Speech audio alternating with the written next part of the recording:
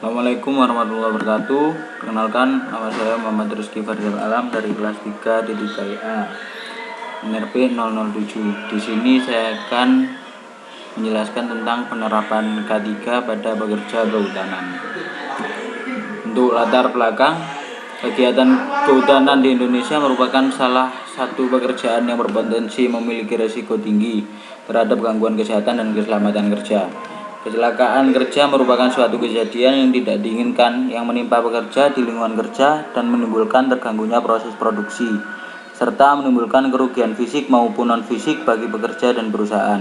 Hal ini juga didukung data internasional Labor Organization atau ILO tahun 2004 yang menunjukkan bahwa rata-rata kematian akibat kecelakaan kerja tertinggi di dunia berada pada sektor pertanian, kehutanan, pertambangan, dan konstruksi. Untuk konsep dasar peraturan K3, peraturan atau dasar hukum yang mengatur penerapan K3 tercantum dalam beberapa undang-undang dan peraturan kementerian. Di antaranya yaitu pasal 5, 20 dan 27 ayat 2 Undang-Undang Dasar 1945. Lalu pasal 86, 87 paragraf 5 Undang-Undang Ketenagakerjaan. Selanjutnya, Undang-Undang Nomor 1 Tahun 1970, Peraturan Pelaksanaan atau Peraturan Khusus, Peraturan Pemerintah, Peraturan Menteri, dan SE.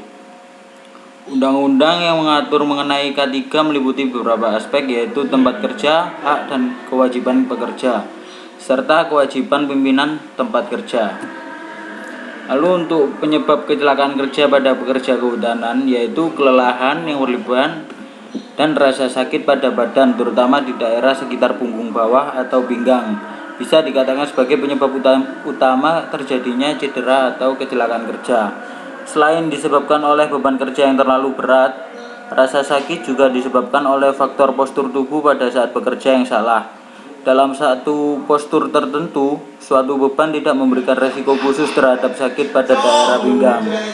Namun pada postur yang sedikit berbeda, penggabungan efek beban dan berat tubuh yang diterima oleh pinggang bisa menjadi sangat beresiko terhadap timbulnya rasa sakit pada pinggang.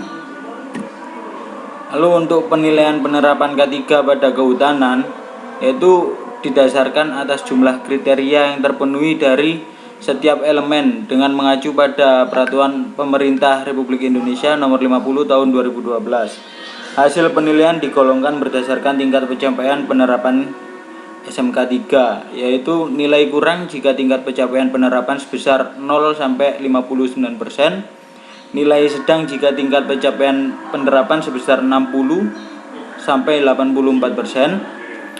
Lalu nilai memuaskan jika pencapaian penerapan sebesar 85% sampai 100%. Untuk data kecelakaan kerja bisa dilihat grafik di bawah.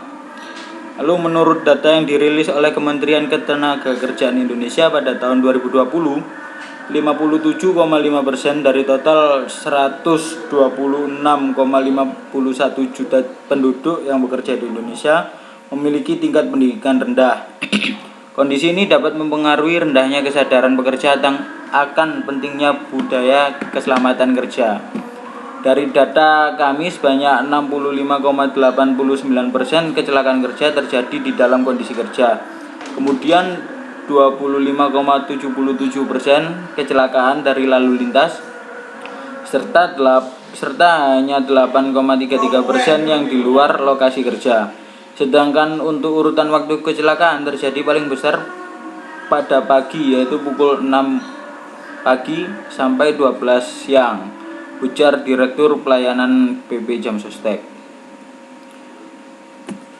Kesimpulan, bahwa beban kerja yang terlalu berat dapat menimbulkan kelelahan yang berefek pada rasa sakit hingga cedera, dan memahami SOP keamanan, keselamatan, dan kesehatan kerja sehingga dapat meminimalisir resiko kecelakaan kerja. Sekian presentasi dari saya. Apabila ada kurangnya dan salah kata mohon dimaafkan. Assalamualaikum warahmatullahi wabarakatuh.